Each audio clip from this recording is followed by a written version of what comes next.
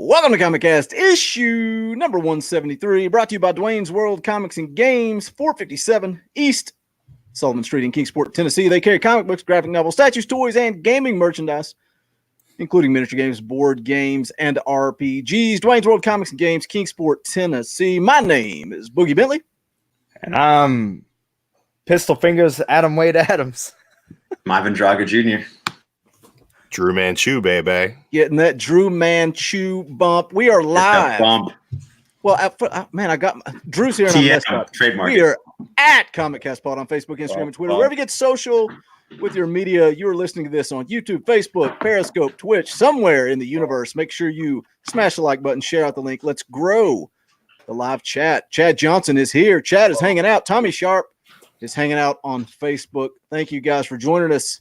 Smash the like button. What's up, Drew Manchu, baby? Welcome to ComicCast for the first man, time. It's good to finally be here. I can never make the show. I've been invited a couple of times. I really appreciated all those invites, but I finally had the opportunity to make it. So, yeah, got out of work early. Ravens kicked some serious butt today, and then the celebration poured out into the streets and away from the bar. So here I am.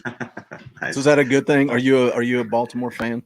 Yeah, I am a Baltimore fan. I bet against them this year. So, and everybody's like, "Oh, you lost that bet." I'm like, dude, if $100 is all I got to pay for Lamar Jackson to light the world on fire the way he's doing it, I mean, come on. That's what a buddy of mine used to do. I do it every year. He was in college. At Tennessee. He would always bet against Tennessee, and so then when either Tennessee won and he was happy, or he made some money. And it's a push every weekend. Yeah. Nice. Yeah, good perspective. I like that. Yeah, it's a win-win. Cool. We're gonna get right into some comic book stuff. What are we gonna do? Yeah, I mean, we got Black Widow stuff. We have Wonder Woman stuff going on right now. Thank God, because it was such a light week for me, man. Yeah, same. I spent nothing at the comic shop this week. Kind of welcomed. Oh, and the Ghostbusters. I think the new Ghostbusters trailer is supposed to hit soon. Is it? Oh, that's exciting. I think it is. Though?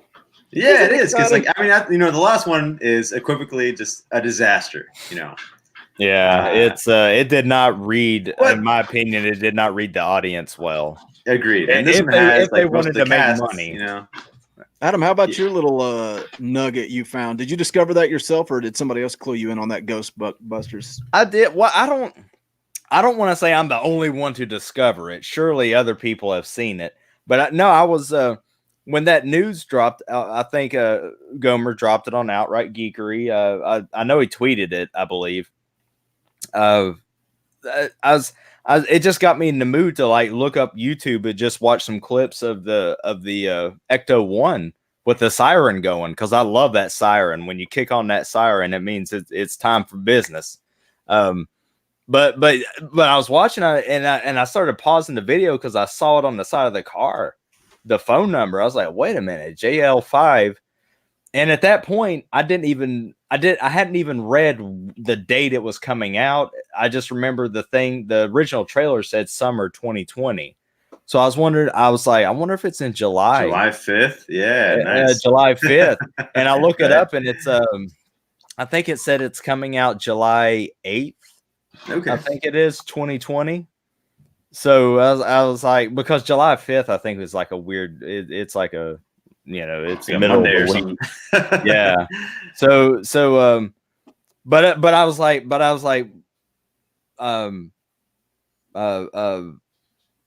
July 4th weekend, I guess. Maybe it's not July 8th. It's, but maybe it didn't work out like I hoped it would. Yeah. What didn't work out? No, it was just cool though. It was digression. In Ghostbusters 2, the phone number on the car almost pretty much predicted when the actual Ghostbusters 3 movie would be coming out. I don't know why I did quote fingers there, But I just thought it was a cool little find, so I tweeted back. So I was like, hey, this is kind of cool. So did everybody watch the? What do you want to start with, the Black Widow trailer first? Did everybody watch it? Yeah, let's start with Black Widow first. Man, I'm excited for that movie. A lot of people are hating on it. I wish they had done it a long time ago. Yeah, I agree. I'm still excited for it. I'm not a fan of the Taskmaster costume. Oh, don't be that guy. Yeah, dude, I gotta be that guy. Did you see that tweet of like someone how it should look? He just general digital artist just made the mask so much better with an actual. But here's the thing: it's the same thing as all those. Here's how it should look if it was comic accurate things. I mean, like, you know what happened with Sonic and Sonic, the new version of Sonic, you know, and the fans took over, and it is better. Like everyone's gonna go see Sonic now because they fixed it, because they did a better Photoshop job than the creators did. And but how far can you push that? I really hope they fix this Taskmaster, because his mask is awful. This is like a fucking. All right, it looks like a paintball guy. He's playing paintball. You know, he needs like a skull mask, man. And Jason's that guy. He's like, not comic book accurate, and then pushes up the glass.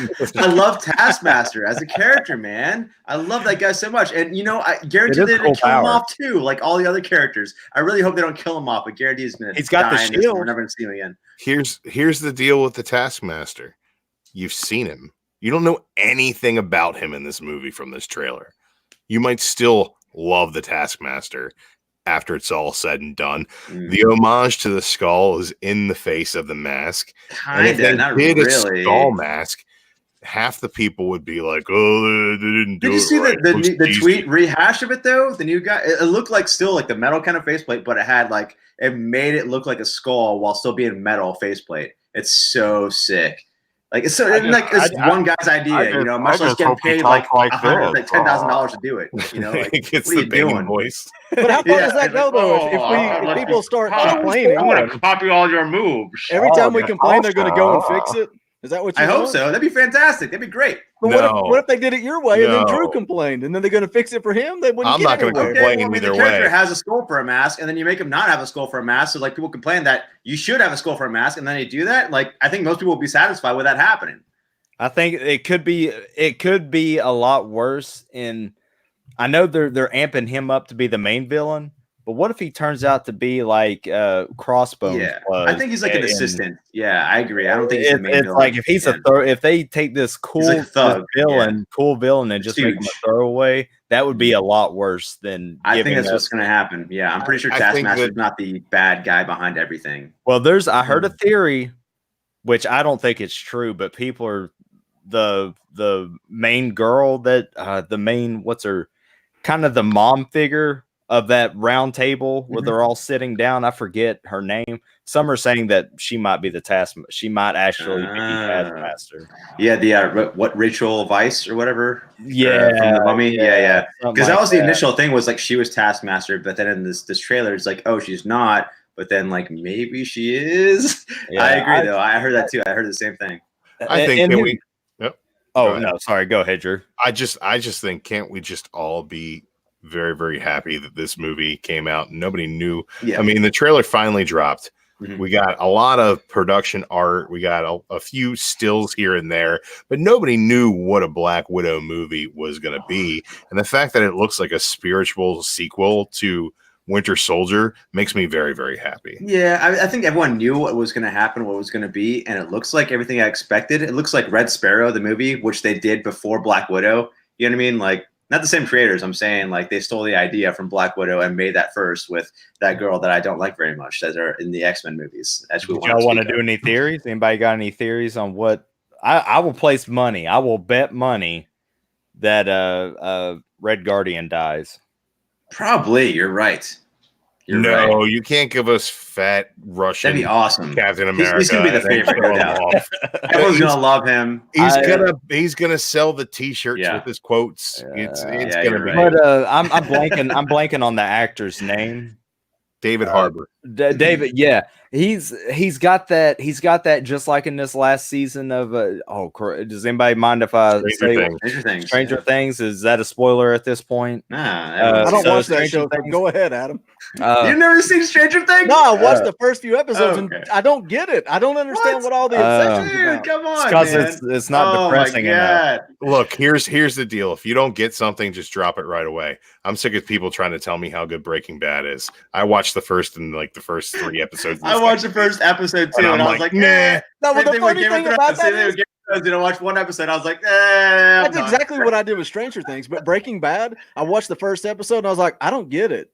And then like a couple of weeks later, I started it back and I was obsessed with it after that. See, I watched the first season, then I watched like 3 episodes of season 2. Oh, that's too much commitment if you didn't like it. Nah, I'm out. The first season was okay. And I was like, I'd like to see where this goes. And season 2 was just so awful that I can't believe that's a fair chance. That's more than enough. I watched all of it, but I will say this: at one point during Breaking Bad, the son, I think his name was Walter, was his son's name or whatever. But he started annoying me, and I was like, I don't think his character should be annoying me. Something's not right here. Yeah, something's not right with you, bro. I don't think I would have said that. I'll edit this out later. What do you think? let's bring it back to comic books with Black Widow, because something that we don't really get David Harbour is a great Black Widow comic. It's like that they never and that Wade Samney run was really, really good. Well, that's what I was about to say. Is Mark Waid wrote a great Invisible Woman miniseries. I did not expect to like that at all, and it was great. Put Mark Waid on Black Widow ongoing. Call me crazy. Don't at me, bro. It is the same. You're right. Don't add Mark Waid. He'll get Mark Zaid on you. I talked to Mark Waid at Baltimore Comic-Con in an interview that you can see on the Comic Core, but you probably can't hear it because our mic was all screwed up. I know, dude. I'm so mad about that, dude. Same thing with Ron Grant interview afterwards. Yeah. I talked to him about his run on Black Widow, which he was like, oh, yeah, thanks. I love that run. It's because I kind of just threw out random ideas, and Chris Samney wrote the entire book and drew it himself. Like, I was kind of just breaking the story with him. Yeah. So, Samney absolutely kills it on that run. So definitely check that out. Yeah, I need to check that out. Because I think Wade would be great to throw. I think they need to take advantage and do it now, which I don't know if it translates to sales or not. You know, how do you get those people that are watching movies into the comic shop? That's a whole another argument. It's funny for like the people who run Marvel. It's like, why would you not do that? You have a Black Widow movie coming out. Why don't you make a Black Widow comic book and release it and maybe give away a free copy at the theater? Like, but every time they do that, the neckbeards are like, "Oh, they're changing our universe to be more like the movie." Who cares? You're bringing in more fans to make up for that. You know, so it's like, hey, it's 6 in one hand, half dozen in the other. To me, I make the universe better. They did it with Shuri. If you tell me that you gave a rat's ass about Shuri before that Black Panther movie, you're a liar. You're a liar. I'll fight you in the park. I can tell you, I didn't care afterwards either. I love that movie, bro. You guys don't like that movie. You mean what? You mean the movie translated to her turning into a bird? What? The comic, she did turn into a bird. You're right. I still don't get that. That's a terrible comic. Just don't read it. He doesn't read anything. It's fine. No worries. I don't read anything, Drew. Dude, they're doing the Web of Black Widow story right now, and it's just like I'm reading it, but it's not that the art is overdone. It's like blown out, almost hentai style. Do you think anybody was like big on Black Widow before the whole MCU? Probably. I don't think so. Maybe. I mean, sure, but not. I think maybe when she died, like people were like really cared, you know. It's like just like we back, you know, like in Winter Soldier. What Rosenberg did that, brought her back. Which is cool. We're talking with them if Boogie wants to make that announcement later on, but if she gets it's like you get that in, like we get that Drew bump. Do you think they get the characters get that MCU bump? And like Guardians of the Galaxy. Was anyone really? I mean, I know they were kind of known before that because of certain events, but I think Guardians is the exception to that rule that you get a bump. I know that Thor got a big bump from Ragnarok. Ragnarok was a huge movie that brought people to Thor in a way that made him more accessible. Iron Man definitely was made by the movies. Nobody was reading Iron Man in the 90s. Nobody's reading that. You think they can do it again with Eternals? Captain America is another one that like was given a little bit more life. Like for the longest time, Cap and the Avengers were definitely second fiddle to the X-Men.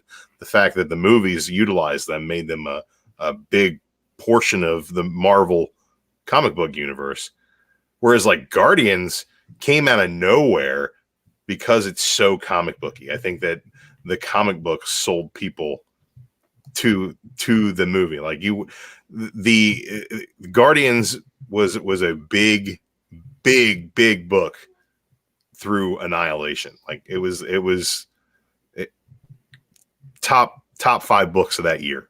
But in the comics, the stories have really kind of faltered after the movie. I think the movie was really good and a lot of people loved it. I mean, I was talking to a lot of people about, who's going to watch a tree and a talking raccoon? It's like everybody's going to watch that shit because I read the books, so I knew how endearing these characters were. And the movies kind of just took from that, I think. But when you talk about that bump, like in Thor, do you think, because anytime I go see a movie, I immediately want to read that character because that's the way I'm wired. If I go and enjoy it, then I want to go back and read old stuff that I've not had a chance to read yet. Mm-hmm. But do you think that Thor bump you're talking about, is that people that are just seeing the movie, or do you think that's comic book fans already now wanting to read Thor books? I think it's new fans, man. You think so? As far as comic book sales go, I seem to see the same old people in Dwayne's World every single week. Mm-hmm. And I know I'm not there all the time. I'm just there on new comic book day, right. But these people are definitely not buying the comics. That's why I say there's general movie-going audiences that don't want to invest in buying comic books to read a different story. They want it, just shown to them instead of having to read, which is a shame because they're missing out on a lot. But I think that is still growing, though. I think people are enjoying comics more and more every day as soon as they give them a shot. When people give comics a try, they're like, wow, this is a lot of fun. I think that you might not. Go ahead. I think that you might not notice it in the shops with floppy issues, direct market sales. I think you're not going to see it there, but I think where you will see that is in like Masterworks editions being sold at Barnes and Noble. You're going to get people who go and see a comic book movie and are inspired by a new character. Then they'll go and get the classic work that was done about that character in hardcover or trade paperback format. Yeah. Jason mentioned earlier the big announcement, and you mentioned Matthew Rosenberg in the same sentence. So let's throw it out there. December 22nd, right here on ComicCast, we'll be hanging out with Matthew Rosenberg. We're going to try to drag some stuff out of him, man. You listen to some of these comic creator interviews. Where did you get the idea for the book? Where did you meet your artist? Mm-hmm. What are you going to do in your run to make it different? I really loved your Punisher story. I really like what you did with Uncanny X-Men. It's like, dude, I want to talk about Matthew Rosenberg. I knew you were a robot. The dude, he's written man. So much stuff, man. Yeah, and he loves music too. He's a punk guy. Like I've had a conversation or two with him about punk music, and I bought him like I was gonna buy him a picture disc of this one punk band he likes that he didn't know existed, but like I think my work sold out of it, so I didn't get it in time. So that's a shame. But my new thing is like whenever I go to cons, I like bringing like guests that are there, writers I like that a lot, or artists, like a gift of stuff I think or know that they would like. Like Donnie Cates, I got him like a goat head ring, and he's like totally stoked on that. Oh. And so I wanted to buy Rosenberg like a punk disc, and I didn't get the one that he was interested in. So I got to find something else for him. So next time I see him, I want to hand something off cool to him. But it's gonna be a great interview, something different, and not the usual stuff you're gonna hear. So we're checking out. And I still want to talk about his comics. I mean, that Punisher book, dude, me and Gaumer talked about that every single issue when it came out. Every issue, how much we love that book. Love that Punisher book. When he takes a character that Punisher's okay. It's not a character that I love. And when you make me buy that comic and stick with it and keep reading it, because, we always read #1 issues on the show. And then he hooked me, man. And I want to talk about it. I'm excited to see him on Hawkeye too, because that's another character I think he could do some good stuff with. Oh, he writes great Hawkeye. I mean, we saw it in the Winter Soldier Tales of Suspense Hawkeye Winter Soldier tale, which they brought back Black Widow. He writes all three of those characters very well. So I'm very excited to see him do that and see how he does with Kate. So it's gonna be a good time, man. I'm really excited about the book. That's also the Punisher story he wrote is like one of my favorites. It's so fun. It was like one of the greatest arcs of all time, like from the War Machine to now, man. It's just a good amount of issues that were great all the way through. What's great, You know? I like the War Machine arc, I did, but when Kudransky came on that It book, got the better, artwork, yeah. oh my gosh, it Dude, just I went to agree. another level. I didn't think it'd get better. It could get better, but it did. Like with that War Machine, he's just blowing up military. Like it's amazing. It was so good. And then he's like, dialogue of okay, let's Moon bring him Knight to the was great. city. Yes. Awesome. Let's Yeah, talk about Moon Knight was awesome. the Wonder Woman trailer. Dude, it just dropped like what, a couple hours ago, I guess. Wonder Yeah. Woman 84. Like 2 hours ago, I think. It's kind of like it's a trailer, man. It's hard to talk about some of these things for me, but because I love everything. I just love everything. Like I think it looks great. I can't wait for it to come out. But what'd you guys think of the trailer? I couldn't stand the first Wonder Woman movie. I thought Really? that there's too much patina and not enough substance. I thought the third act is just as troublesome as Fan Forstick's third act. Third And, act is troublesome. The floating Professor Lupin is not. That's not the God of War. That's not. It did nothing for me. I think that the first act was great. A lot of great setup. I thought that the second act dragged. It was just slow and plotting, and I thought that the third act was terrible. I think that this movie looks like it exists in the Shazam universe, which makes me very happy. It looks like it's a lot of fun. If this soundtrack is not the best soundtrack in the history of movies, I'm going to be highly disappointed. Some 84 Vice City stuff. Yeah, dude. The How Does It Feel song. Oh, that was great. Good remix. Good remix. It was. I enjoyed the trailer. It looks exciting. I'm not sure how they can explain how Trevor comes back. I think the bad guy's Maxwell Lord. Is that Pablo Pascal from Mandalorian playing him? It looks like the same guy, but I could be mistaken. We We got very little Cheetah. You don't know what he looks like? Okay. Yeah. I looked up the actor. Looks what he looks like. He looks like the same guy. So I think the bad guy in this is Maxwell Lord, right? Is that other people are saying? But I mean, his thing is, so I guess maybe Steve Trevor might be a clone. Maybe. Yeah, I was wondering about what that was about too. Yeah, and is that also a way to is he a plan to get Wonder Woman into a situation or trouble too? So I don't know, man. I'm excited for it. I love to see comic book movies in general, especially with the big production behind them. So it has a lot of hype. I like the first one a lot. I like the first two acts of the first movie. Didn't like the third act as well, Drew. But I thought it was still one of the better DC movies that they put out. It looked like Stranger Things when they went in on the. I think they're trying for that shopping mall. I was like, yep, that's exactly what I think they're going for. I think they were trying to jump on that, and that trend or whatever didn't last as long as they wanted to. But hopefully it will still work. This movie was delayed though, wasn't it? Mm-hmm. That's what I'm saying. And she threw the whip, and it kind of looked like Spider-Man. Looks like she's riding on lightning bolts. That was cool. That was a great scene. And then it was cool. I guess we're going to see some Themyscira stuff too. They're training. He shows her back in the day jumping on pillars and stuff. That was. You had the Alex Ross armor. I guess that's what. Right. Dude, that gold outfit with the wings, dude. That was badass. I love that gold outfit so much, man. That looks so cool. It looked like. I guess we're going to see that at the end of the movie, But yeah, cool. Those wings were busted all to crap too. You could tell she was in a fight. So this is like 84. How old was Bruce Wayne born at this point? Or he was born. He was like 8 years old in the 70s in Joker. So sure, who cares? So whenever Wonder Woman would say something to him, he'd be like, "Whatever, boomer." Oh God, I'm so sick of hearing that. I'm so sick of hearing that. The internet sometimes is annoying. Down. A jerk. They're probably a football fan. And then also they're making Joker 2.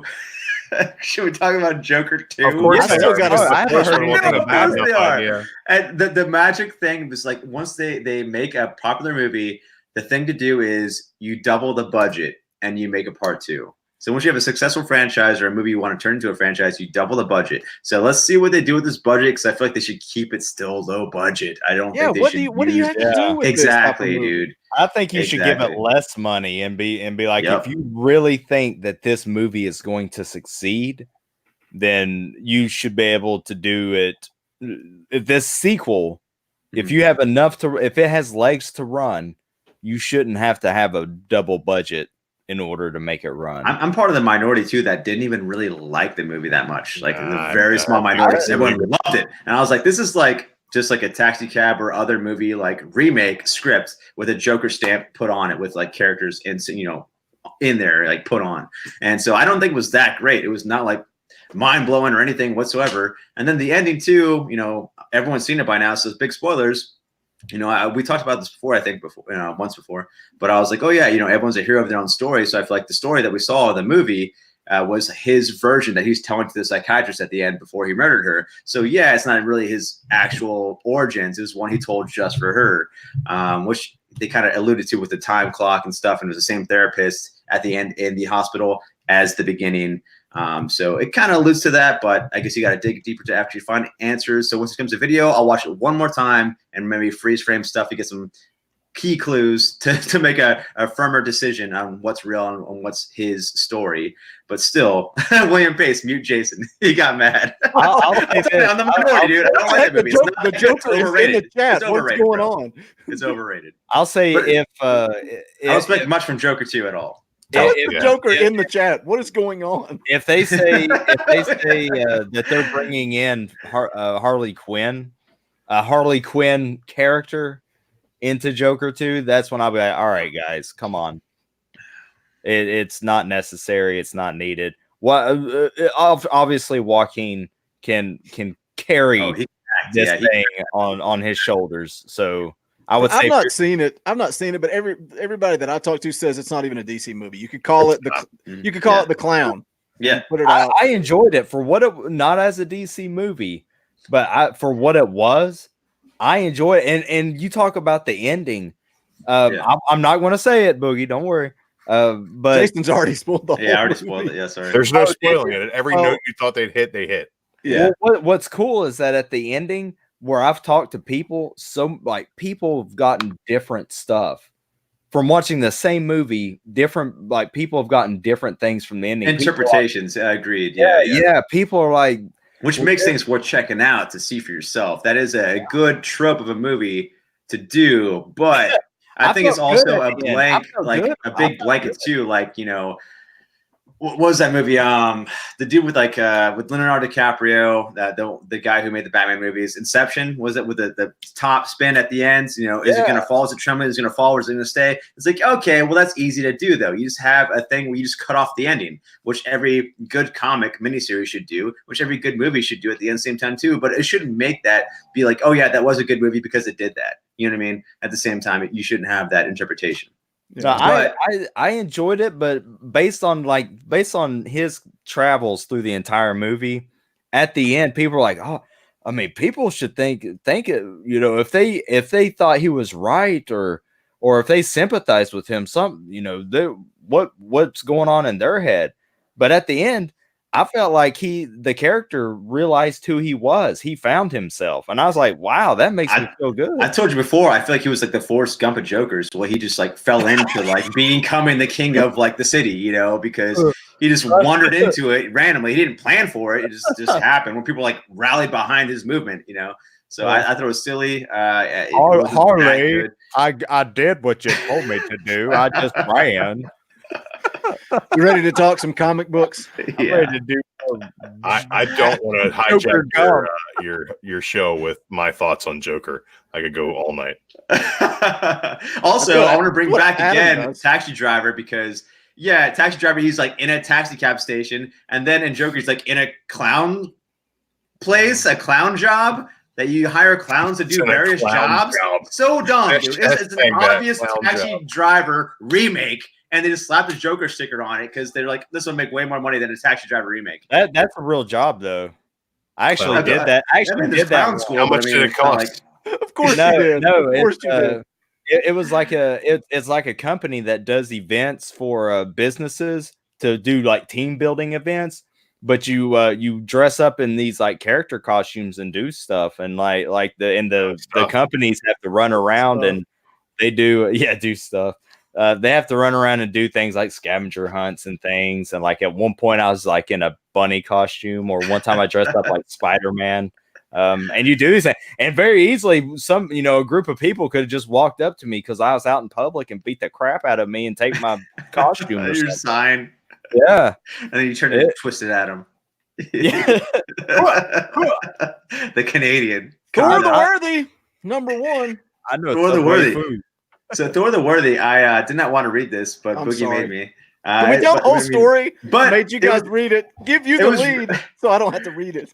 It was written by great legends from Marvel history, which is awesome. And it's in celebration of their Marvel 80 years happening. So it's a great idea. I'm so happy this actually happened and was made. That's so cool. And they said they're going to continue doing this. Like, I hope they do this like once a month. Make it till you make it, Jay. Thank you, William Pace. Yeah, that'd be awesome though. But like this, I knew what I was getting into. I knew it was going to be like at least 3 or 4 stories, and with past writers, and I knew that it could never hold weight to what they put out in the past. Man, it's hard to beat what you did in the past in your prime. So I knew it was going to be less than, but it was still fine. I enjoyed everything. Okay, I didn't think it was stellar, and I wouldn't recommend it to like a new reader.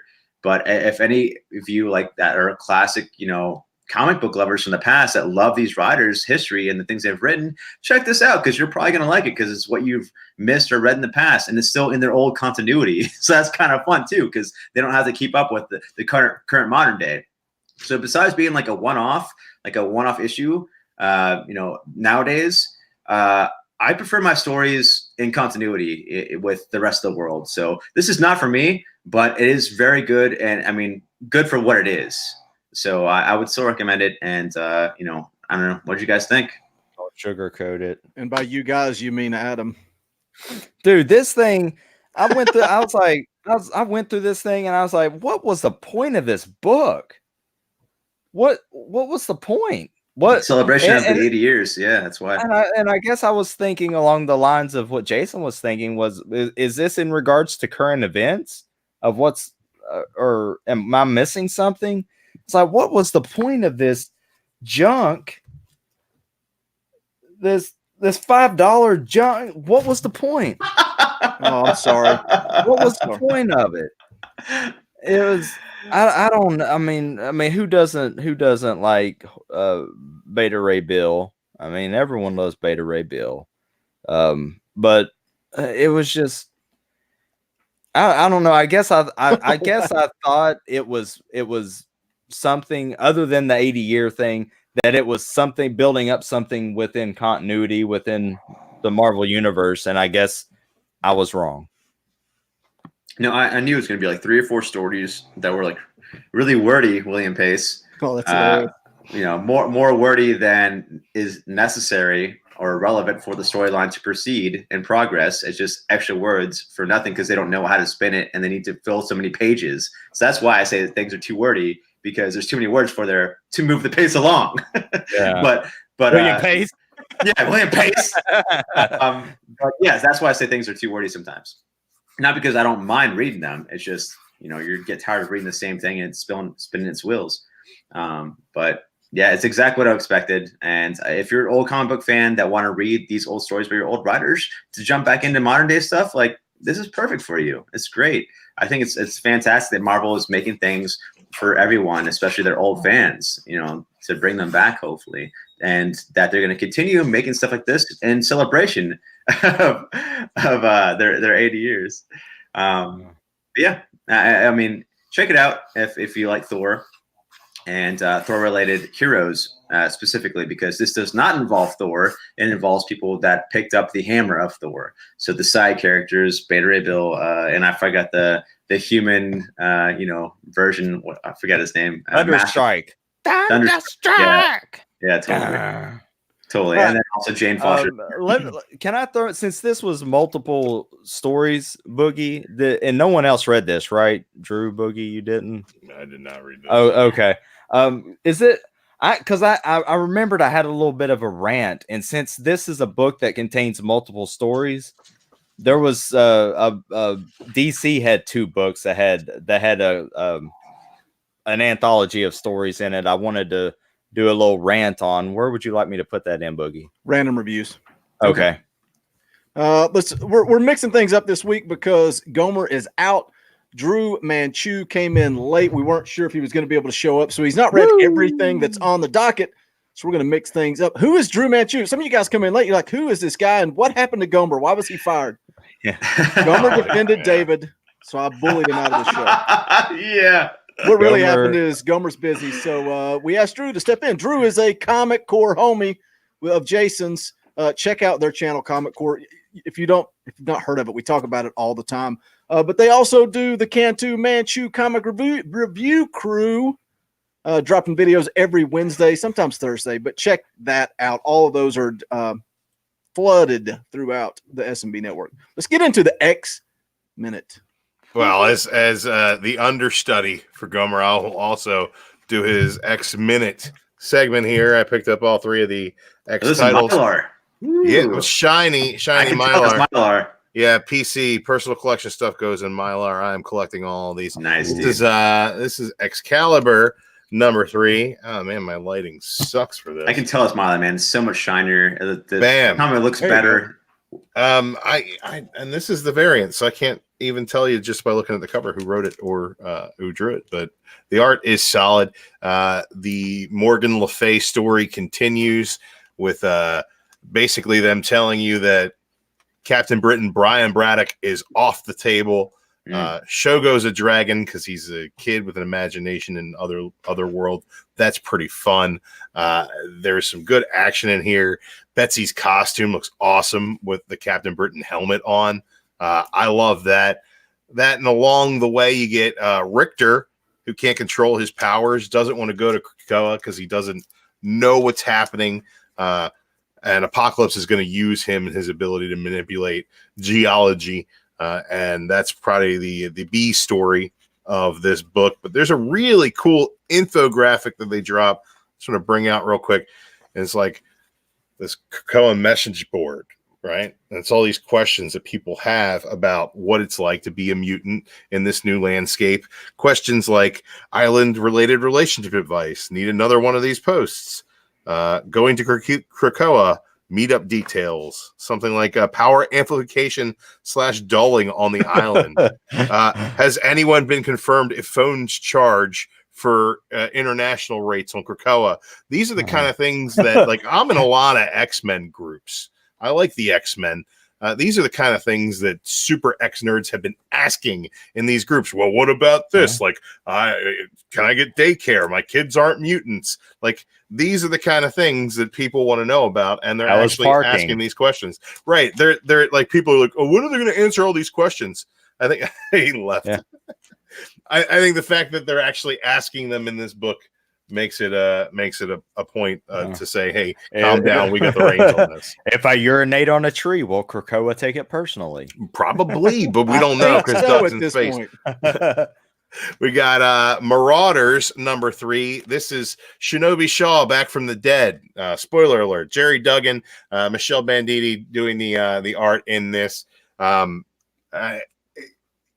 They kind of just set it up kind of Game of Thrones style to let you know the pieces that are moving behind the scenes of the Hellfire Trading Company, especially where the Black King is concerned. So this was good, continues to be pretty good. The X-Men number 3, this is Cyclops and the Hellfire Trading Company go to the Savage Land to fight the Golden Girls. Yeah, that's exactly what I said, man. Yeah, exactly what it's I said. Sassy grandmas. It's like, so it's like, oh man, and, you know, the islands are intertwining. Kitty Pryde's a pirate. The New Mutants are fighting for the Shi'ar Empire. Mr. Sinister sending not Psylocke around with people to do black ops.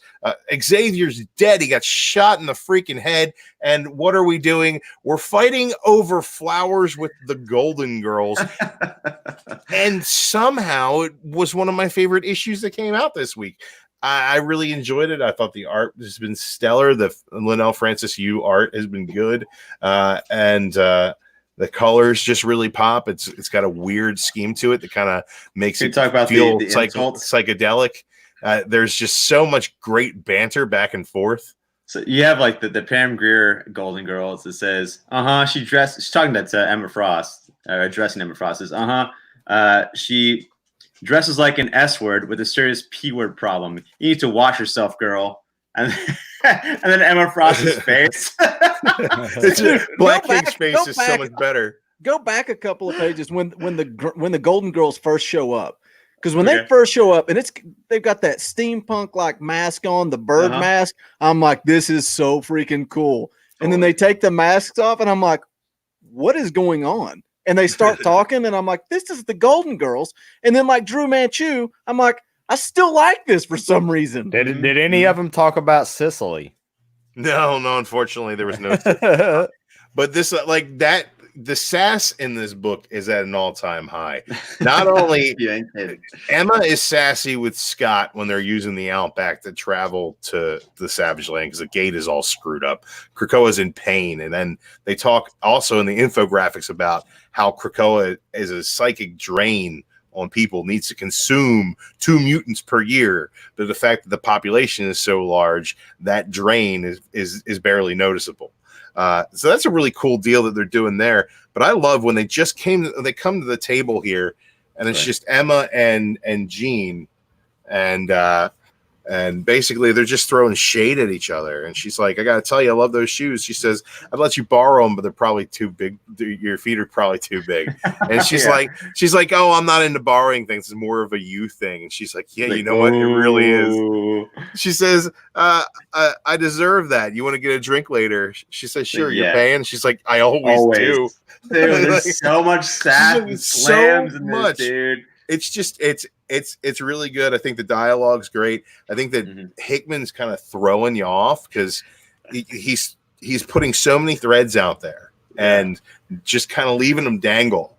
And everything's stalling. I think he's stalling for. I don't think he's stalling for these other ones to finish, and then he can continue like his real story for his X-Men. But I think that we're going to keep getting it as well at the same time, and it's like different styles. This one's so sassy. Yeah. I think everything. Did they have names?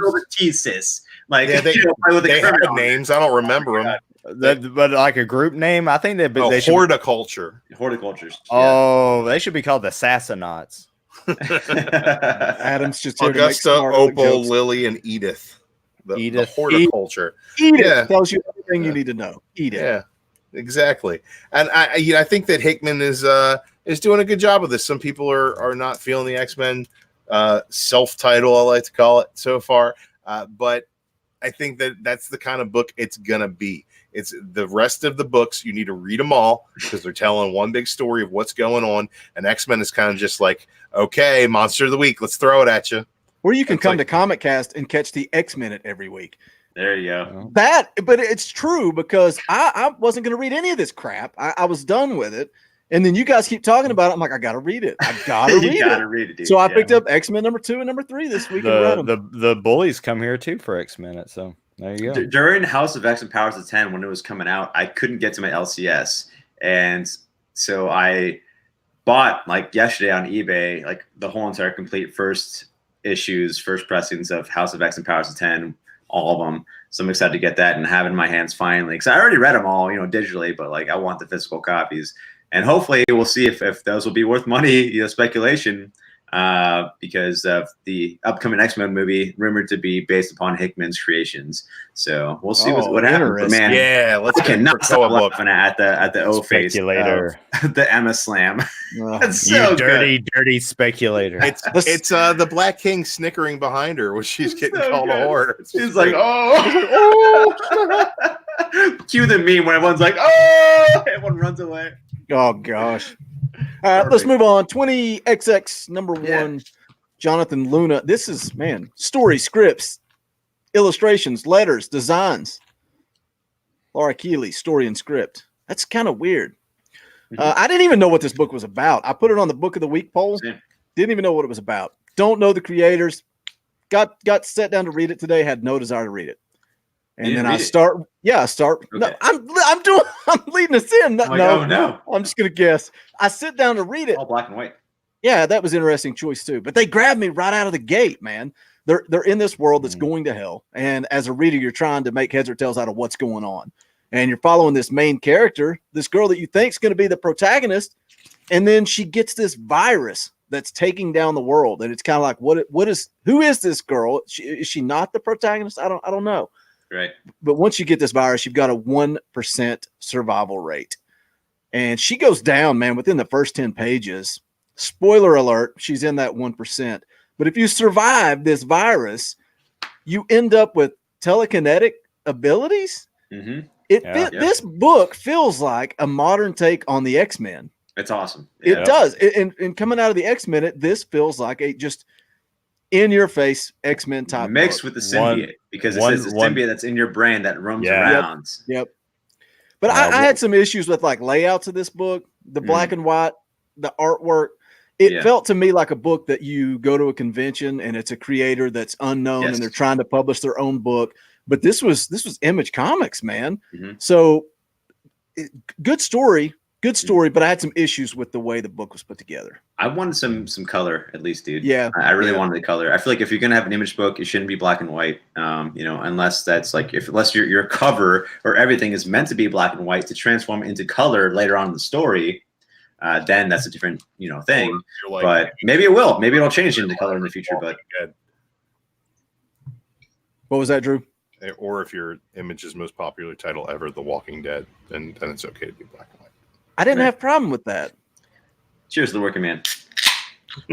My problem really wasn't color as much as it was, like I said, the way that just the panel layouts, the dialogue, by everything, man, everything. Mad Elf, I dig it. Adam, did you read this book?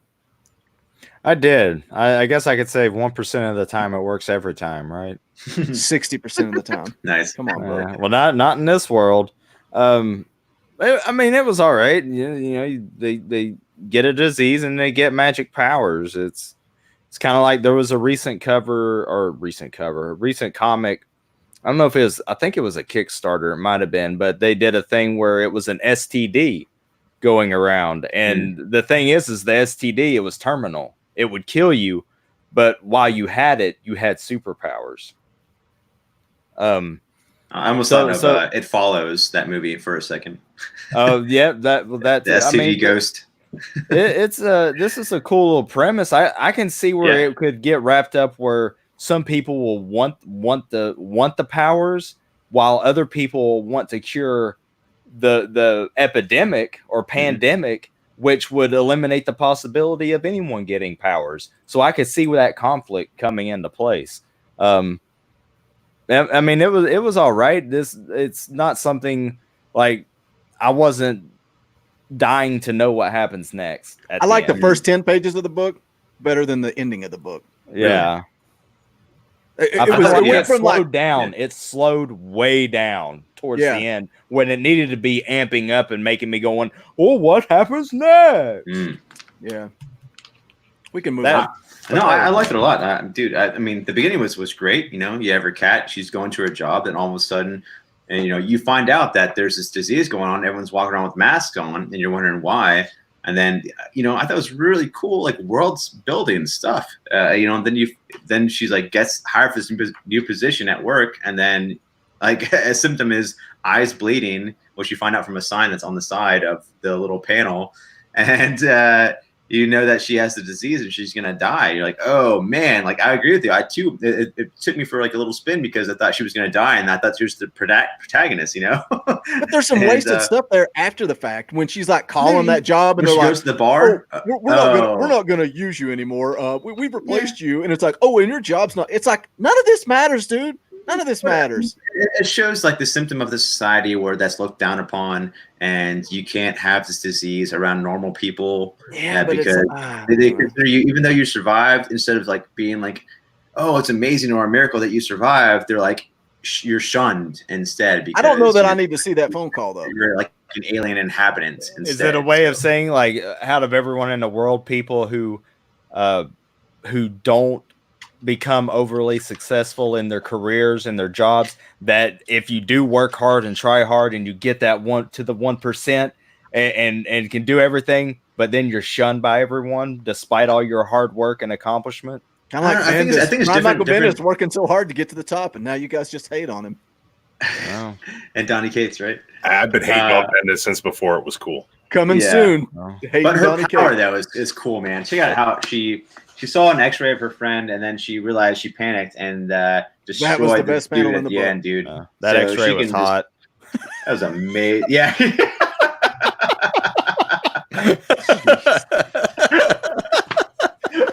We can go to her salami-sized areoles or whatever. Oh my god! I'm ending this review. Don't get us kicked off of YouTube, bro. There's a no areola policy. Yeah. We call it areoles, all right, on the edited My version. freaking channel gets shut down immediately. No, we're talking about that Tool song. Yeah. Dead Eyes number 3. That's number 3. Do I have it? I have it. Do I have it? Yep. Patow, right there. Deadeyes number 3, written by Jerry Dugan, art by John McCrae and Mike Dugan, and Mike Spicer.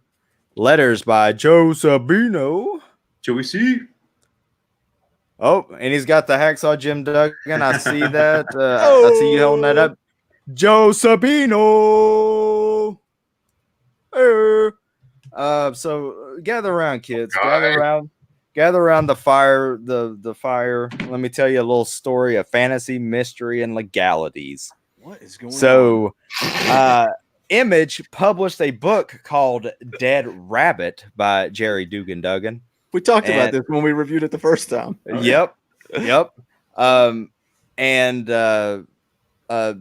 is a bar in New York called Dead Rabbit who sent them a cease and desist to Image and to the New York branch of Forbidden Planet, and threatened to sue because they published their cocktail lists as Dead Rabbit comics that could be purchased separately. That was the thing.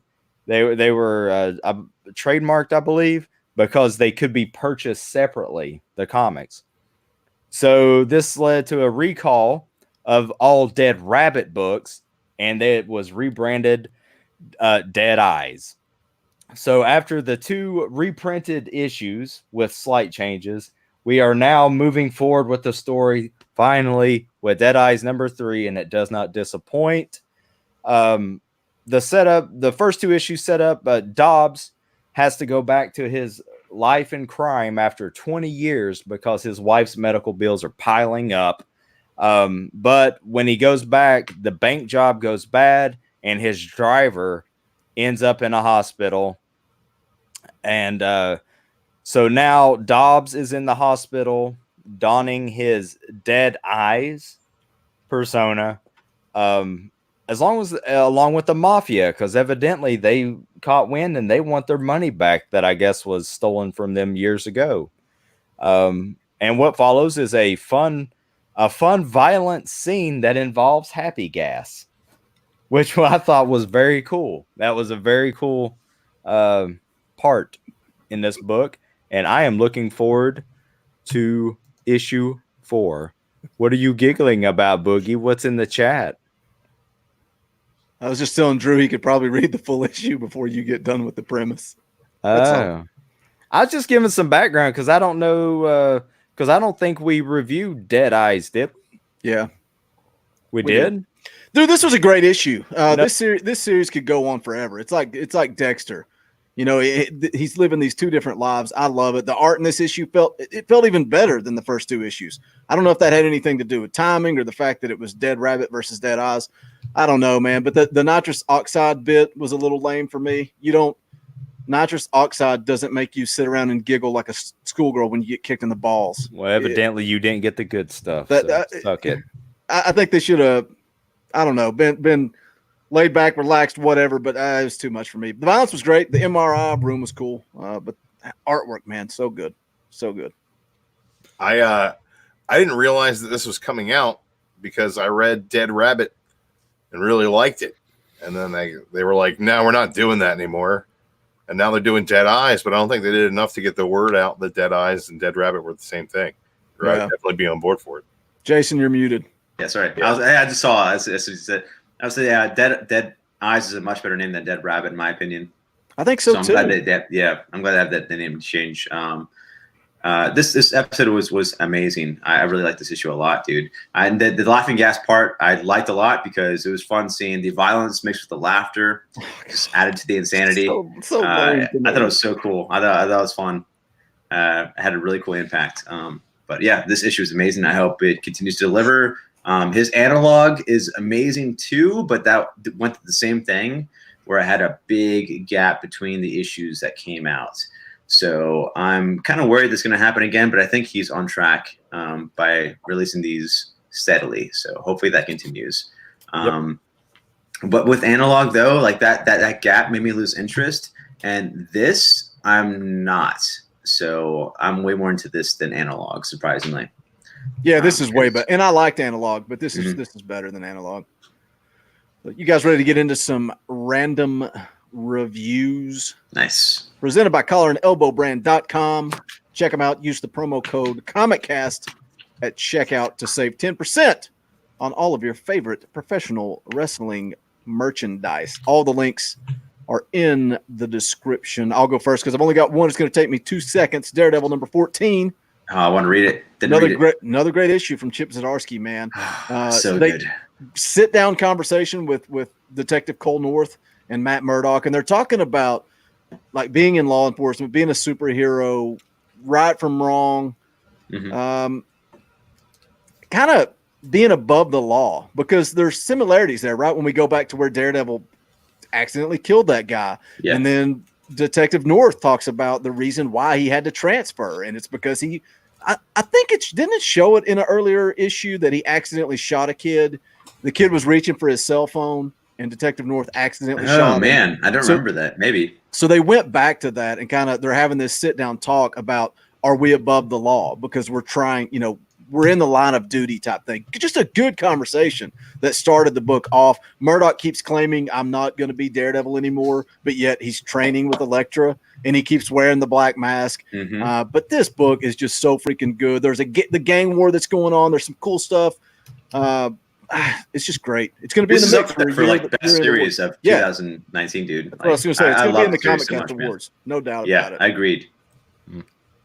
Yeah, you got the shadow art with the Zdarsky writing, and then you pair that up with the Tedesco covers. It's just it's a recipe for taking my money. You can pick any of those covers and say it's the cover of the year. I think maybe like the last one with the Kingpin with like the bloody hands in the face. Yeah. That issue too was solid. I think that might be one of my favorite issues of this year. That was so good. That's all I've got on my radar, though.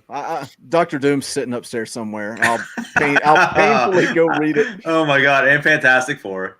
Yeah, that comes out next week. Oh god, I'm such a miserable human being. Do you read those? Drew and I read talk those about inside your Iron Maiden? Did what?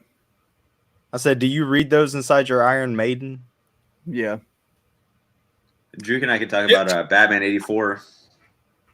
I would love to talk about Batman. Yeah, dude, do it.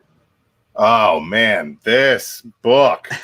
This is retcon trash. It's you know what? It's page after page after page after page. Earlier Page of flashing back to show you that Thomas Wayne just cares about his son, which is why he throws him in a pit in the desert. It's why he lets Bane beat the crap out of him. It's why he breaks up his marriage. He does all this stuff because he loves him. And then the entire reason for this being is so they can be like, yeah, guess what happened? Guess how he didn't die in the button. And you know how he didn't die in the button? The guy killed came back in time from before and was like, you killed me, so now I can't let you die. Like, what? What? It doesn't make any damn sense. No. And this is just absolute. The Forn's art is really good. It's a pretty book.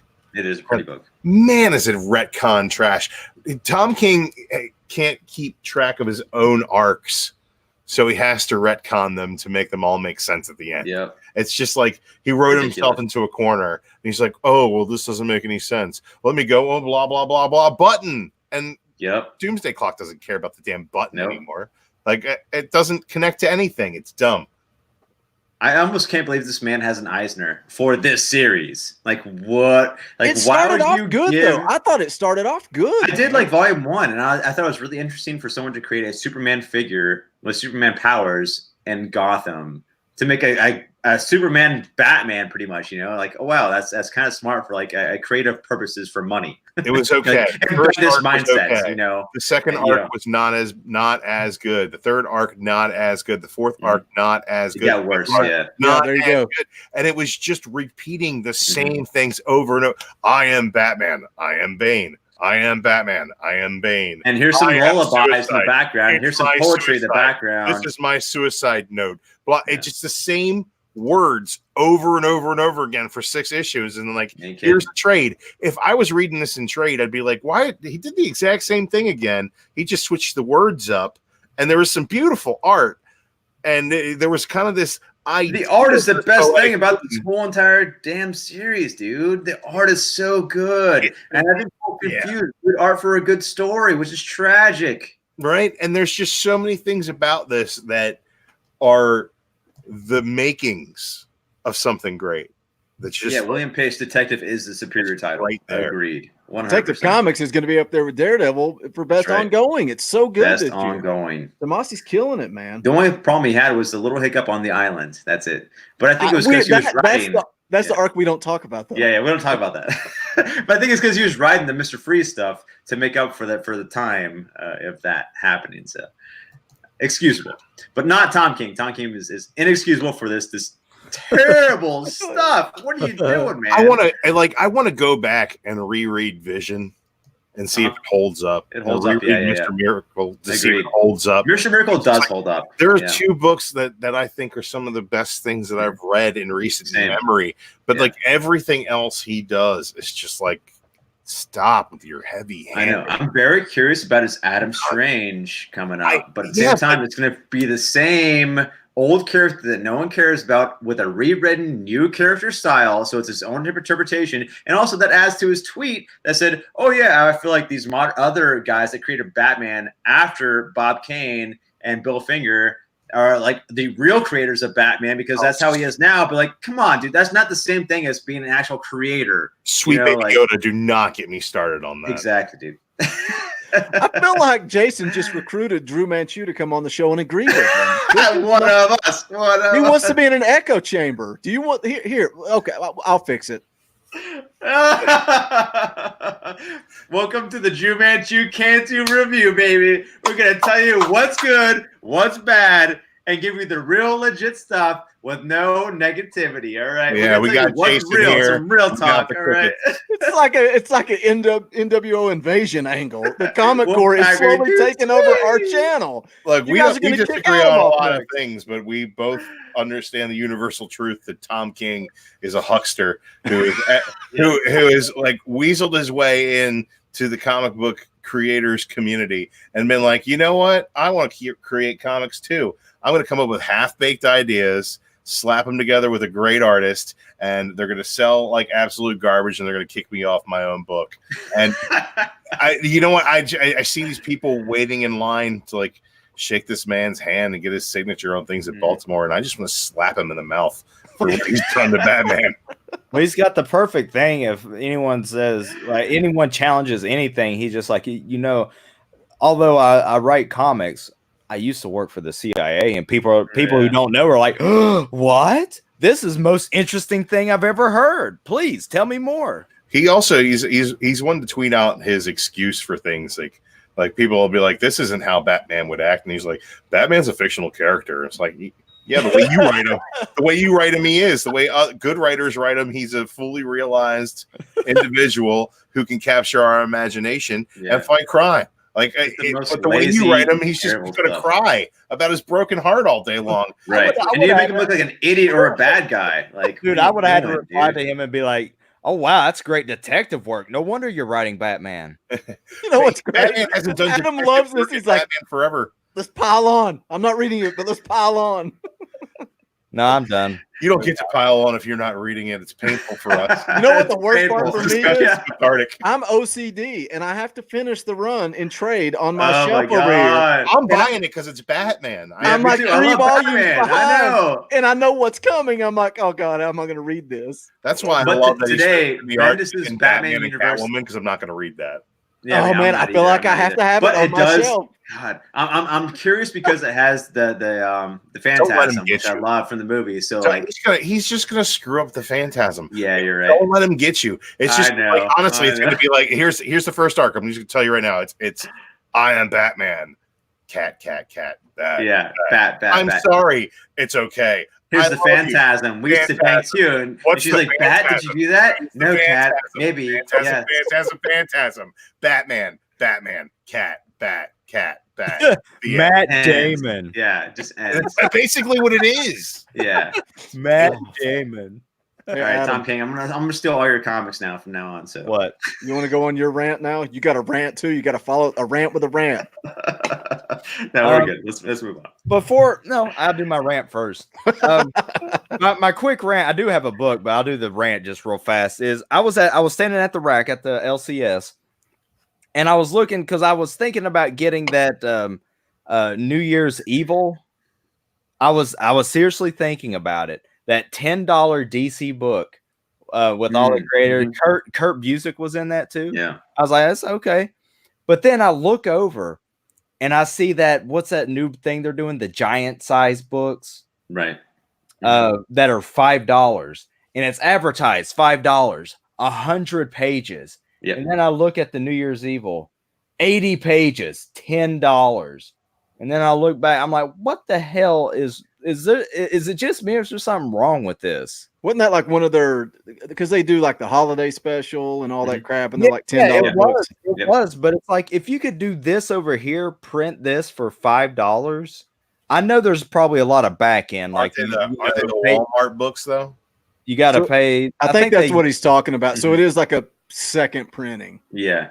Yeah, but I'm kind of okay with those like one issue things happening seasonally. Like the summer book that happened with like everyone's like in a bathing suit on the cover. Yeah. The winter one. I'm okay with that happening like once every season. Like have a $10 book coming out like as a collaboration between a lot of writers, a lot of artists. Like that's kind of fun. Whoever wants to buy that, it's like non-continuity stuff. It's a fun little side thing if you want it. You know what I mean? I'm okay with that. I know I sound like a cheap grandpa or whatever. I think your problem is because you walked in there and you saw two books side by side. That's exactly. Yeah. Because you bought the Christmas book before and not really said anything about it. I bought the winter book and it's like blatantly on the cover, 100 page. Maybe they shouldn't do that. 100 pages, $5, 80 pages, blatantly on the cover, $10. Maybe if it was like $6.99, $7.99 or something, I can fathom that. But like that blatant of a whatever, I don't know. That's my rant. I just thought it was like something's not right there. So, and I know I don't have the full behind the scenes picture on marketing, production, paying artists, paying writers, paying all that. I feel like prices are only going to go up from now on too, which kind of sucks. But yeah, we'll find out what happens until the death of Diamond. Give me that digital discount. Give me that digital discount. I want to know if Jason's complaining about inflation. I don't know. I mean, that's what's going to happen eventually. You know, I mean, eventually it's going to. This just became an old man podcast. Buying comics eventually. Comics in general is a privileged hobby. Oh yeah. So, well, now it sounds like Donnie Cates. Dude, yeah, we had a huge discussion about that last week. You know, I mean, the more we see the classes diversion, we're going to have more people not be able to buy comics. We're going to have more stealing of comics. And then eventually people like just owning and running comics themselves. So, well, I mean, it's becoming like music though. Like nobody makes money off a record deal anymore. You make money off of touring. These people don't. These artists don't make money off of the books. They make money off the cons. Which they need to be more savvy. They got to be more savvy. Maybe they make your own merch. You're Johnny Cates. You had the little Cates patches that came out. Make more Johnny Cates merch, dude. You're your own entity. If you're a popular writer now, don't just make and write comics, dude. Make posters of stuff you like, a picture you drew or something. Be creative. Well, You're a creative person, look at Stegman apparently. and Kate's making a podcast. They're going to make exactly, dude. a gold do mine. your own thing. Expand your own brand. Expand your own person. Once you're so popular, dude, it's so easy to do. Once you're reach such popularity heights. So what are you doing, Donnie Keats? Why are you complaining about money? Oh, people steal my comics. I'll tell you why. Dude, make your own money. Right now. Make your own money. Hey, you're given a free big game. You're big now, so make your own money. I worked late and I didn't watch you guys last week, and I'm going to apologize for that now. But I'm going to tell you exactly why. I'm going to tell you exactly why Donnie Cates is complaining about money, because Donnie Cates did something last month. You know, does anybody know what he did last month? No, tell me. He got married. He got married. Now he's got somebody else bitching at him about money. So he needs to make sure that he stays paid so she stays quiet. That's how it works. It's like Jason said, those patches and T-shirts for the Cults of Cates. Yeah, dude. That's money. That's what I'm saying. You got a brand, dude. T-shirt. You got a brand. All you need is a podcast now. You're a and you're brand known. now. Sell T-shirts. Be a T-shirt salesman. Make merch. Make posters. Make exclusive comics. You're a brand. You can do whatever you want now because you're a known name. Podcast, what are you doing? Why are you complaining about people stealing your comics and then yelling at your fans for stealing your comics? You can make whatever you want and do whatever you want now for money because you can do it now because you're a name. So, like, why are you complaining or crying about people stealing your stuff? Like, make more money. Just make more money. You can do it yourself. Put more work into it, dude. Jason's pissed. I'm telling you, dude. I'm pissed because I make art, free art, memes, and jokes that are shared by millions of people for free online every day. Like, I put out free art, free music, free stuff all the time. I don't complain like, oh, I'm not getting paid for it. I work like 3 jobs and make so much money that I don't even have to do with, but I don't have enough free time to enjoy the stuff that I have because I work so much. So, like, why don't you work more, bro? Like, make money. Have fun. You're your own brand. You're loved by millions of people. You have that access to do that stage to do that. Do it, dude. You know what's funny? You complaining or crying and yelling at your fans and losing fans because you're yelling at them. Dude. Exactly. Like, what are you doing? That's what's funny. You love Donnie Cates, and he has you so pissed off. How many fans were turned off by those tweets? Millions, dude. Yeah, millions. Shut up and make comics. Exactly, dude. You really want to be facetious, Donnie Cates? How about you make like your own kind of comic book thing or something, but use your initials and call it DC Comics? Oh wow! Why don't you make like a tree and leave?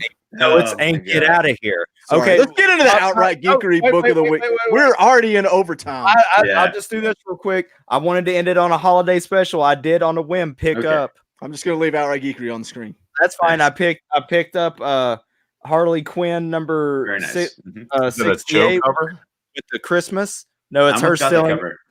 She's stealing a reindeer from Santa, but it's really good. Harley goes to like a Christmas exclusive resort, and of course shenanigans ensue. But it was my rant is opposite of Shut Up Boomer. It is the exact opposite of Shut Up Boomer, who would be like, yes, everyone should buy everything. Everyone should pay for everything. You should not steal for anything. That's a Boomer move. He's back. He's back. If you want some good a good holiday book and don't want to pay $10 for it, check out this Harley Quinn book. I don't read Harley Quinn, but it was a fun holiday book. What just happened? That never happens on this show. All right, Donnie Jason's Cates. so laid back and chill. Let's get into the outright geekery. Book of the week. Oh no! Take your time, Adam. You didn't even hear. Oh, my earplugs fell out. Book of the week. Oh yeah. Let me...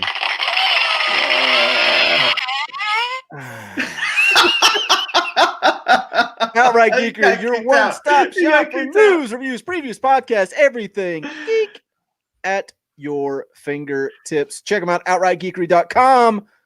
William Pace dropping all kinds of content over there. Hashtags mute Jason. I'm pretty sure that when Gaumer says, I have a guy, I'm pretty sure that William is that guy. Is that guy. Yeah, but check out outrightgeekery.com. Let's get into the book of the week. The Butcher of Paris, number 1, written by Stephanie Phillips, art by Dean Coates, colors by Jason Worthy. He should have done the letters. Come on. Mm-hmm. Letters by Troy Pateri. This is based on a true story, which is cool. Set during World War II. Paris is occupied by Germany, but the Nazis are not the only ones to fear. A serial killer is on the loose, using the war to cover his activities. Dude, the premise of this book, when I saw this, I was like, this is right up my alley. Real events, World War II. Yeah. We took a long time to get there, though, man. We took a long time. It focused on so many different characters trying to get out of Paris. They focused on that more than anything else. And I want more serial killer. I want the mystery. You know what's coming next issue, dude. It is. They set it up, you know. But we just it seemed like we bounced around a lot, and there was no real character that stood out to me. I didn't care. I didn't go back and look at the Von Fries issue we read. Dude, those characters drew you in. It was great. And I said, I just want more of that. Well, but then again, we knew who they were beforehand, though. Sure, true. And that does make a difference. Yeah. But I think, and to go along with what you're saying, I think Stephanie Phillips is going to bring all this together. But for a number one issue, I wish it would have punched me in the mouth a little bit more. The last page was freaking great. I love the last page. Yes. But we knew that was coming, you know? Yes. This played out exactly how I thought it would be, man. Oh, I just thought it was a little flow. I knew it was like all going to be set up to lead to issue 2 being the one you want to read. And that's exactly what happened, dude. Yep. And, you know, I mean, it was a great story, great background. You know, it's really cool they gave the information of like based on real story with, you know, actual like, I like that. Oh my God, dude. It's so impactful. The best part of this book, though, is the ending, the letter at the end. Yeah. The author's note, man. Oh my gosh. It's so impactful and powerful, man. It's incredible. I recommend everyone reading this just for that letter in the back. It gives me chills, you know, and I think that's happened to other books too we've read. It's always like the letter is the best part of it. Same thing with the Mr. Freeze story, that Von Frost story. Like the ending was the best part of that book. That little chapter written by the author. But yeah, I mean, I know you were not the biggest fan of this, but I really dug it. And I really want to read this as well and continue reading it. Adam just lost connection. I didn't kick him out. He lost connection. I thought you. Oh, there he is. He's back. He's back. He's back. What'd you think of it, Adam? Oh yeah, some stuff cut out is weird. Yeah, you dropped out of the green room too, so I don't know. It was. I don't know. It was just kind of. I mean, we got more Nazi stuff and. I just could not get into it. But also, when I hear something that says based on a true story, my first thing I do is go to the interwebs and I'll look up the true story. Fact check it. Yeah. Well, not just that. Just sometimes it just the true story is more interesting. I don't know. That's it. I just when we finally got to the end, I do feel like it was trying to build up suspense when all it really felt like it was doing was.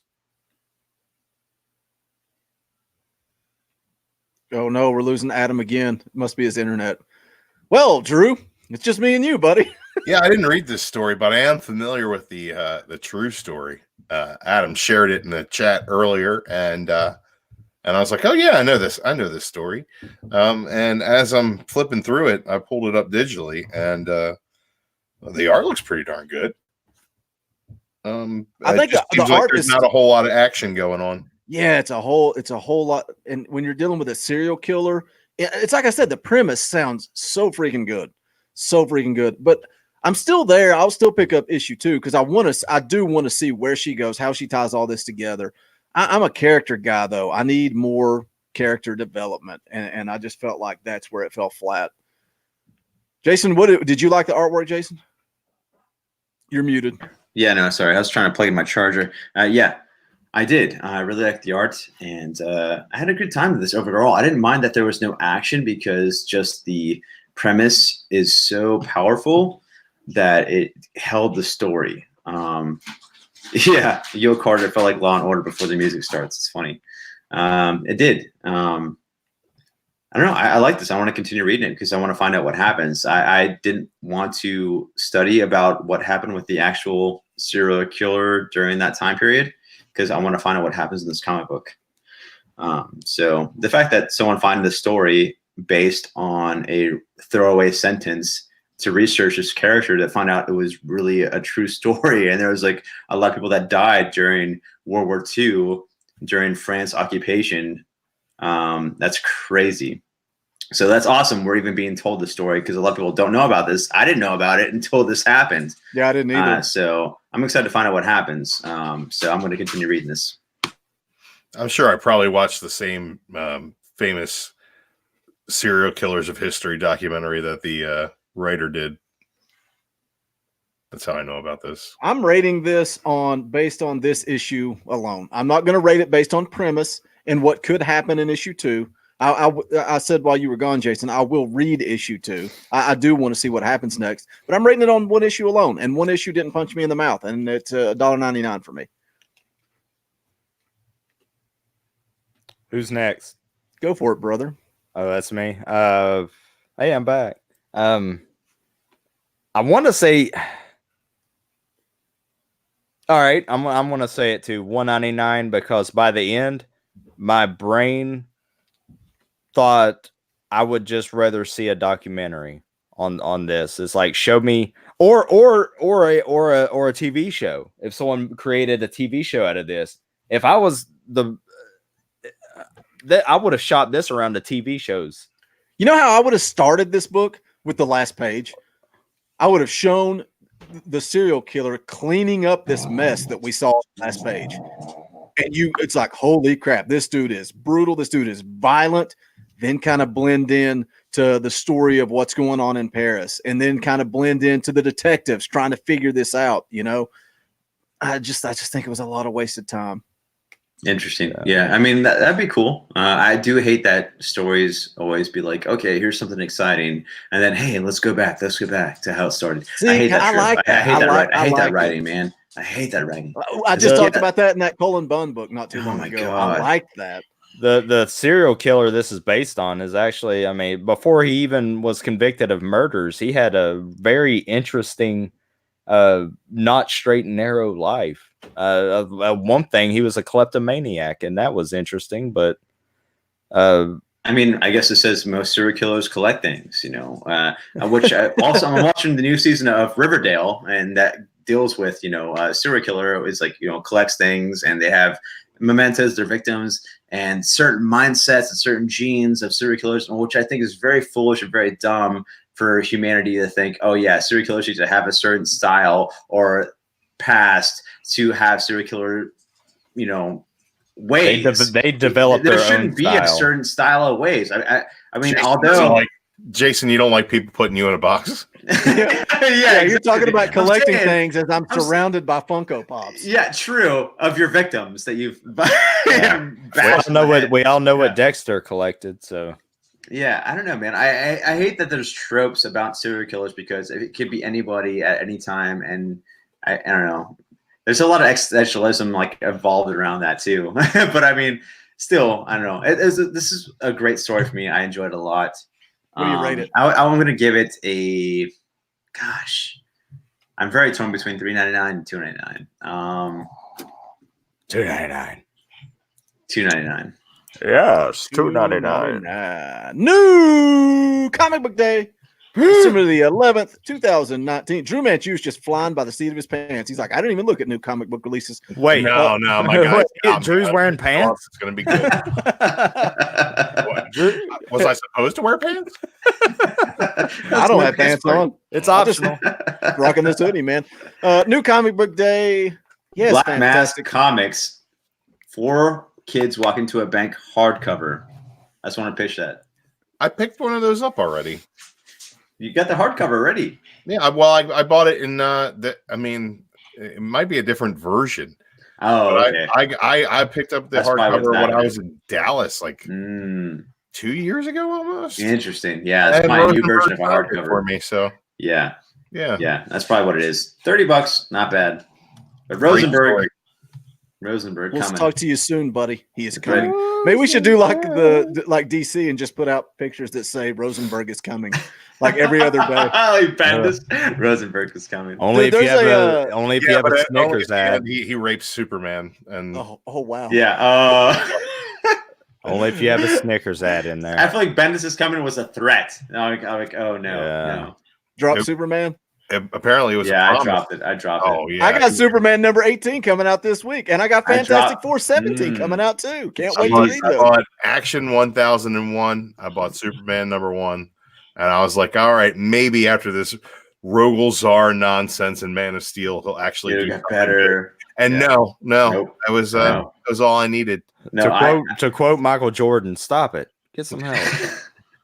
I'm a huge Batman fan, so I got to read everything Batman, mostly everything Batman. Secondary, Superman fan as well, but I decided to not read Bendis, Superman action, or Superman comics ever Yeah, again. I'm still hanging in there, man. Every now and then I'm there's a done. good I'm issue. done. Every now and then there's a good issue. I'm excited about a book called Dying is Easy, number 1 from IDW. Martin Simmons. And it's a I guess it's a collaboration with Joe Hill. But dude, this book looks pretty cool from IDW. It might be the Joker in IDW form. What do you got, Adam? Anything on your radar? Battle Pug number 4. Battle Pug. And also that book, Harley Quinn, Villain of the Year, looks like it might be. I'm not big on Harley Quinn at all, but the book looks like it might be humorous and entertaining. So maybe. Are you guys going to read Dark $20.99? Knight Returns, The Golden Child? What is that? I didn't even know about that. Frank Miller. Yeah. Oh, that's right. Is it? Are you? Is it going to be good or? I mean, part 3 was written by Brian Azzarello. Drew and he said he did not write that. And Brian Azzarello was like, yeah, I wrote most of that. So all I can we'll think see. of with every time I hear Dark Knight Returns, The Golden Child, I just picture Eddie Murphy going, please. Yeah. Dude, I hated that Superman Year 1. Yeah, that was. the churchest thing I've still not read the read. 3rd issue. I ordered it all in Terrible. advance. I didn't even read the Same. 3rd issue. I know. Oh. Agreed. Ugh. Awful. People hate on Bendis. Come on, Oh, that yeah. was garbage, man. What else? Dollhouse There's Family a number Why 2. the Last Man omnibus coming out, hardcover, $150 though. Oh, God. But I love Why the Last Man. I have that all of thing's them gonna on be digital. huge too, man. It's gonna be Huge. like Like bigger than a Bible. Yeah. That's Yeah, a huge book. you got to That's a sit huge down at a book. desk to read that thing. Man, great, you know great series though. you know Black what's not Terror coming number out? 3. What's that? not coming out? Doomsday Clock's not coming out. I didn't. Not this week. It comes out in December. It does this month. It No, comes it out. doesn't. Finishes. It does Oh. this month. This Oh. month. It's done. I'm gonna call No. Dwayne's World and just say, "Can I cancel Doomsday done, Clock? dude. I don't want the There's- last issue." There's finishes pages shown that are tweeted. It's done. This book is done. I But had it's not going to have an impact on DC continuity whatsoever. Ashamed. That sucks because of DC Dan stands DiDio. for And disjointed also Jeff continuity. Johns. Jeff Johns does not even work for DC. He is a higher out third-party company. His Mad Ghost company is the ones that are writing Doomsday Clock and also other stories. I guess DC shows as well. So that makes sense that he's not writing for DC because he dropped down from being president to hand over the reins to Dan DiDio, which sucks because he ruined DC with New 52. So you're giving back the hands to the evil company that ruined your franchise. So good job with that. So that sucks that Jeff Johns is kind of part of that to hand that off, to knowingly knows that he made things better to hand it off to something worse. So that sucks. But like he is, I guess, a greedy man that's making his own bank, writing Shazam. He's outsourced for Shazam and Doomsday Clock right now. So who knows how long that's going to last for. Doomsday Clock ends apparently in December this month and the next December week. 18th. I think Right. Drew's just pushing buttons Shazam up there. ends. Shazam ends. I don't Starting know rant. when. When does Shazam end? I don't know. Is that going to end sometime soon? Apparently, Sure, he's two folks probably. on TV shows and movies, but it is apparent that he's not working for DC. He's a third company hired party. So Jeff Johns is not responsible for this tragedy. I have a Ethan standing. Wolfe. I have a standing engagement with Carson Woodard over there at the Comic Corps to argue the merits of Doomsday Clock Yeah, I love it. when it's finished. Carson, I too. I stopped reading it. I am waiting for it all to come out so I can read it all at once, so I can tell him It's how such a wrong he weird- is about It's such a weird animal. finger guns, Doomsday Jeff Clock, Johns, and Wiggles mixed scribbles, Jeff Gary Johns. Frank's. you hate the art. I love the sketch art. I love It's the I sketch love art. it. not- You it's hate just it. Yeah. not good. Drew hates it. Yeah. It's objectively terrible. They Doomsday took Clock something is that such should a- have been legendary and Yes. ruined it. Ruined it. Yeah. Yes, It's, it's such a blew weird it. animal. Ethan Van Clock's a weird Sciver's animal. next Cyber Frog book will be out before Doomsday Clock. You heard it here. Wow. first. Won't. And on This that is note, 18th. that's going to wrap it up Teenage for Mutant Nazi Comic Turtles. What? issue number 173. Good night, everybody. For Drew Manchu, for Jason Cantu, for Adam Wade Adams, I'm For Boogie Doc Bentley. Gates. We'll see you guys next week.